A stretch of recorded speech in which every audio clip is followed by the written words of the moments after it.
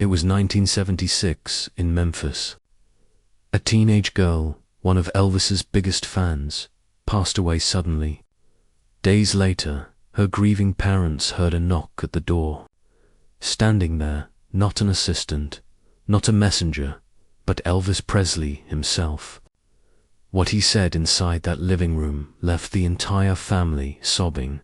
If stories of music, legends, and human kindness move you, make sure you stay with us to the very end. And if you're new here, subscribe for more powerful true stories that history nearly forgot. The night after the concert, Memphis was quiet. The city's neon signs flickered in the summer heat, and cicadas buzzed in the trees. But inside one modest home, the silence was heavy. The parents of the teenage girl sat in their living room, the air still carrying the faint smell of flowers brought by neighbors.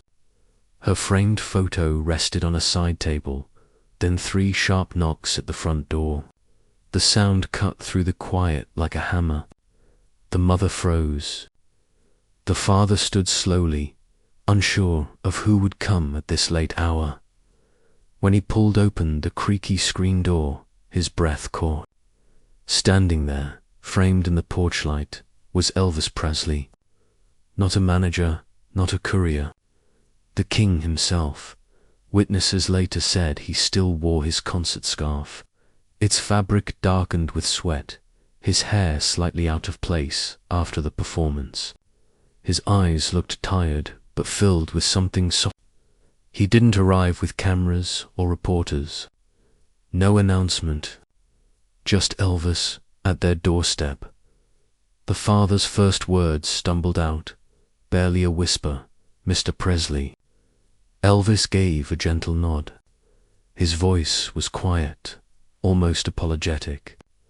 "I heard about your girl, and I had to come." For a moment, no one moved. The mother stood behind her husband, hands pressed to her mouth. The cicadas outside buzzed louder, filling the silence. Then, slowly, they opened the door wider. Elvis stepped inside. The screen door creaked shut behind him. The smell of his cologne musky, mixed with leather and stage sweat, filled the small room. His boots clicked softly on the wooden floor as he looked around, taking in the family photos on the wall, the worn sofa, the shadows stretching across the carpet. According to those close to the family, Elvis didn't come with rehearsed words. He came with presence. He placed a hand gently on the father's shoulder. "I just wanted to tell you, she was with me tonight." The mother's eyes filled with tears. She gestured toward the sofa, her voice breaking, "Please, sit." He lowered himself onto the worn cushions, the scarf slipping slightly as he leaned forward. His gaze landed on the framed photo of the girl on the side table. He reached for it carefully, holding it with both hands as though it were fragile. For a long moment, he said nothing. His eyes lingered on the picture, the room silent except for the ticking of a small clock on the wall. Witnesses later recalled the pause. It felt like a prayer. Finally, Elvis spoke again, his voice thick. "She gave me her heart. Tonight, I want to give hers back." The parents sobbed quietly. The mother reached for his hand, and he let her hold it. His fingers were calloused from years of playing guitar, but his grip was gentle. In that small room, the noise of the outside world seemed to vanish. No stage lights, no crowd. Just 3 grieving people joined in silence. But Elvis wasn't finished. His visit wasn't only about words or sympathy. He had come with something more. What he did next went far beyond condolences. The living room was small, lit by a single lamp in the corner. Its yellow glow softened the edges of the room, but it couldn't soften the grief that lingered in the air. Elvis sat forward on the worn sofa, the fabric sagging beneath his weight. The scarf still clung loosely around his neck, damp from the concert, its blue fabric catching the lamplight. The parents sat across from him, their hands clasped together, knuckles pale. On the table between them lay a box of tissues, half empty, and the framed photo of their daughter. Elvis leaned toward it again, lifting it with both hands. He studied the picture, closely, her smiling face, the hope in her eyes. For a long stretch, he didn't speak. He simply stared. The ticking of the wall clock filled the silence, each second stretching longer than the last. According to the mother, that silence was heavier than words. When he finally spoke, his voice was low. "She gave me her heart." His eyes flicked from the photo to the grieving parents. "Tonight, I want to give her mine back." The mother covered her mouth with trembling hands, her sob breaking the silence. Elvis didn't look away. His gaze held steady, full of sorrow but also tenderness. He set the photo down carefully, then leaned back, exhaling as though the weight of the stage still clung to him. He tapped his fingers lightly on his knee, then shifted forward. "Would you mind if I sang?" he asked softly. The father nodded, too overcome to speak. Elvis cleared his throat, almost shy, and began to hum. At first it was barely above a whisper, the notes rough from hours of singing. But slowly the sound grew. He sang the opening lines of a gospel hymn, one their daughter had loved. His voice filled the room, not with the power of a stage performance, but with something gentler. The timbre was cracked, worn down, but achingly sincere. The parents wept quietly, clutching each other's hands, listening to the melody drift across the small space. The hymn ended with a final, trembling note. Elvis bowed his head. For a moment, the room seemed to hold its breath. Then, without asking, he reached out and took the mother's hand. His touch was firm yet warm. He held it longer than a stranger might, long enough that she felt steadied, anchored by his presence. "I can't take your pain away," he said quietly, "but I can carry it with you tonight." The words landed heavy. The father pressed his hands to his eyes. The mother nodded through her tears. In that moment, Elvis was no longer the king of rock and roll. He wasn't the global icon. He was just a man sitting in a stranger's living room, mourning with them. A sudden shift. Elvis reached into his jacket pocket. His movement caught the parents' attention, their tears pausing as curiosity flickered through the grief. He pulled something out but didn't reveal it immediately. He kept it in his palm, hidden, his thumb brushing over it. The pause created a charge in the air. The parents leaned slightly forward, waiting. He glanced at the photo once more, then back at them. "I brought something for her," he whispered. The object remained unseen, concealed in his hand. Then, slowly, Elvis opened his hand and what he revealed would change the memory of that night forever. Elvis opened his hand slowly, as if unveiling something sacred. Resting in his palm was a blue silk scarf, still damp with sweat from the show just hours earlier. The faint scent of cologne and stage lights clung to it. The fabric shimmered faintly under the yellow lamp, edges frayed from use, but undeniably his dot. The parents gasped.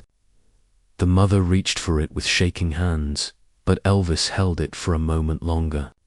His eyes were steady, full of meaning. "This was hers tonight," he said. His voice was rough, but gentle. "I sang for her. I sweated for her. And I want you to have this." He placed the scarf into the mother's hands. She clutched it to her chest, her sobs rising again, the fabric darkening with her tears. The father leaned closer, his fingers brushing the scarf as if to confirm it was real. Elvis bowed his head slightly. I give thousands of these away on stage, he admitted. But this one belongs here. The room grew still again. The scarf, a simple piece of cloth, became more than fabric. It became a bridge between the life lost and the music that carried her soul. Elvis's eyes shifted to the father. He leaned forward, his hands pressing against his knees. I can't make this right, he said, but I can make you a promise. The father, barely audible, asked, what kind of promise? Elvis inhaled deeply, then spoke with quiet conviction. From this night on, you'll always have a seat in the front row. Every show. Every time. That's hers and it's yours. The words hung in the air like a vow. The father lowered his head, whispering, thank you. His voice cracked. The weight of gratitude almost too much to carry. Elvis reached out again, this time resting his hand over both of theirs. His grip was firm, grounding. You're not alone in this, he said. Not tonight. Not ever. A sudden emotional shift turned into soft laughter as the mother told Elvis how their daughter used to practice curtsying in front of the mirror, pretending she was being handed a scarf on stage. Elvis smiled faintly, eyes wet. Then it seems she finally got her wish, he replied. For a moment, the heaviness lifted. The three of them shared a fragile, fleeting laugh. It was the kind of laugh born from grief, the kind that hurts but heals at the same time. Elvis stood slowly, smoothing his jacket. His eyes moved around the room one last time, landing again on the photo of the girl. He nodded toward it, as though addressing her directly. Rest easy, sweetheart, he murmured. The father rose to his feet, reaching out his hand. Elvis shook it firmly. The mother followed, holding the scarf close, whispering again and again, thank you, thank you, thank you. At the door, Elvis paused. His silhouette filled the frame as the night air drifted in, carrying the faint sound of cicadas. He turned back, his voice steady but softer now. Remember, front row. Always. Then he stepped into the night, leaving the family in stunned silence, clutching the scarf like a lifeline. But the story didn't end in that living room, because 1 week later, a package arrived on their doorstep. Inside was something that would leave them speechless. A week passed. The family's house, once filled with visitors and sympathy cards, had grown quiet again. The flowers on the mantel had wilted. The blue scarf, folded neatly on the coffee table, carried the faint scent of sweat and cologne, its presence both comforting and heartbreaking. Then came another knock at the door. The father opened it to find not Elvis this time, but a deliverer man holding a large cardboard package. The handwriting on the label was unfamiliar, scrawled quickly, but the sender's name froze him where he stood. Elvis Presley. The mother rushed over as he carried it inside, setting it carefully on the table. Neither spoke at first. They simply stared at the box, their hands hovering, afraid to break the moment. Finally, with trembling fingers, the father tore the tape. The sound of ripping cardboard echoed through the quiet house. He folded back the flaps, and inside lay something they never expected. A guitar.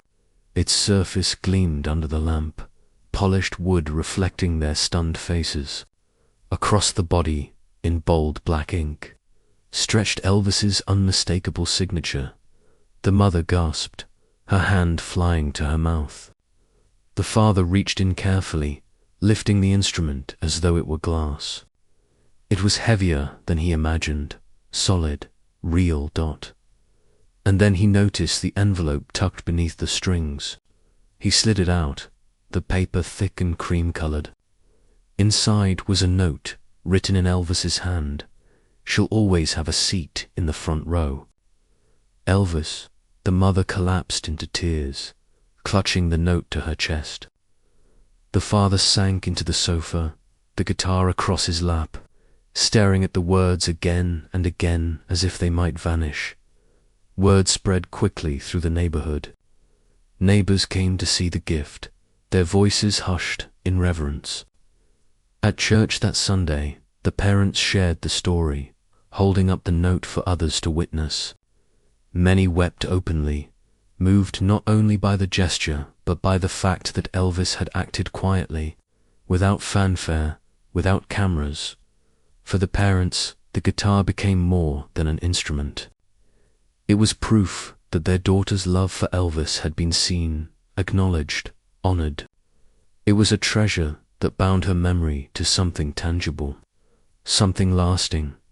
According to family friends, the guitar was never played. It was placed in a case, displayed in their living room beside her photograph. Visitors often paused in front of it, staring at the signature, whispering about the kindness behind it. But Elvis's promise was not just words on paper. In the months that followed, whenever the parents attended one of his concerts, front row seats were waiting. True to his word, Elvis had reserved them. And at least once, witnesses recall him nodding subtly toward them from the stage, acknowledging their presence. The scarf, the guitar, the note each became pieces of a larger promise. For a grieving family, they were lifelines. For the community, they were proof that fame didn't close Elvis off from humanity, it deepened it. Still, the parents often said that the gesture wasn't about the objects. It was about the man who had walked into their home, sat on their sofa, and mourned with them as though he'd known their daughter all his life, and for years to come. Elvis kept that promise, turning one family's tragedy into a legacy of kindness that still echoes today. Years passed, but Elvis's promise never faded. At every Memphis concert that followed, the grieving parents found 2 seats waiting in the front row. They never had to ask. Their names were quietly placed on the list. Just as Elvis had vowed, witnesses remember seeing them in those seats, sometimes holding hands, sometimes clutching the blue scarf, always with tears in their eyes as Elvis walked on stage. On more than one occasion, he glanced toward them mid-song, a subtle nod of recognition that only they understood. The guitar remained at home, untouched, resting in its case beside their daughter's photo. The ink of Elvis's signature grew slightly faded with time, but the meaning only deepened. Visitors would pause in front of it, whispering in awe, not at the value of the instrument, but at the story it carried. According to close friends, the mother often said the scarf still smelled faintly of Elvis years later, even after the colors dulled. She would hold it to her chest during quiet evenings, rocking gently in her chair, saying it felt like her daughter's spirit was still connected to it. Elvis himself spoke, occasionally, about why he gave so much of himself away to his inner circle.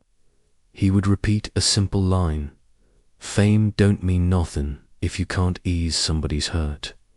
Those words carried weight, because they weren't just talk. He lived them in hospitals, in orphanages, in living rooms like this one. The parents never forgot the night he walked through their door. They told the story for decades, their voices trembling each time, not because they wanted attention, but because they wanted people to know that Elvis Presley, the man adored by millions, had cared enough to sit in silence with 2 grieving strangers for them. The memory was not about the guitar or the scarf. It was about presence, about the way Elvis had looked at their daughter's photo, the way he had hummed her favorite hymn, the way he had said, "You're not alone." And in that truth, lies his real legacy. Beyond the sold-out arenas, beyond the gold records, Elvis carried a deeper gift, the ability to pause, to see, to feel. He made room in his world for the pain of others, even when his own life was crowded with fame, pressure, and exhaustion. Years later, when fans remember Elvis, many speak of the voice, the music, the style. But for those parents, his legacy was something different. It was kindness, simple, unpolished, human. The mother once said to a friend, "The world calls him the king, but to us, he was just a man who sat in our living room and cried with us." And that meant more than any song he ever sang. That is why this story endures. Because kindness, when given sincerely, outlasts fame. It outlasts even death. Elvis showed that the greatest legacy a person can leave isn't in their voice or their image, but in the moments of compassion that ripple outward, touching lives long after the spotlight fades. If this story moved you, share it with someone who believes kindness can outshine fame. And tell me in the comments, what would you say if Elvis himself walked into your living room?